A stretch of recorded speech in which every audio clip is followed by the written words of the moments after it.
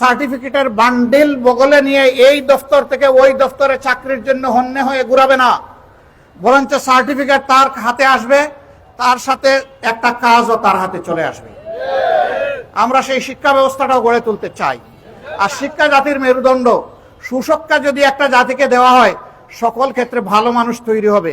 ভালো মানুষ যদি তৈরি হয়, ভালো জাতি আমরা গঠন করতে পারবো ইনশাআল্লাহ।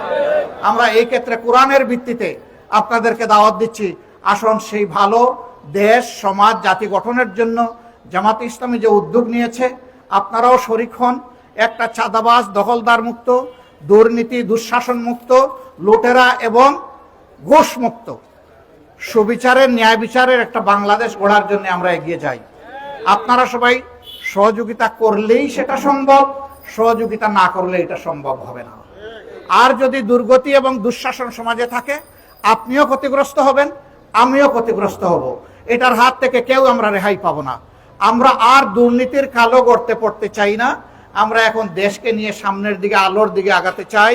সেই আলো হোক কোরআনের ভিত্তিতে, আল্লাহ তাআলার খৌফ এবং ভালোবাসার ভিত্তিতে। জাতি, ধর্ম, দল, মত নির্বিশেষে সকল মানুষ অনাবিল শান্তির স্বাদটা পাক কোরআনের ভিত্তিতে। এ দাওয়াত আপনাদের কাছে আমরা পেশ করলাম আন্তরিকভাবে, দরদ দিয়ে, হৃদয় এবং কলিজার ভিতর থেকে। আমরা দোয়া করি আল্লাহর দরবারে কোরআনের এই দাওয়াতের আকর্ষণ, আসর আল্লাহ তাআলা যেন সমস্ত মানুষের দিলে পয়দা করে দেন।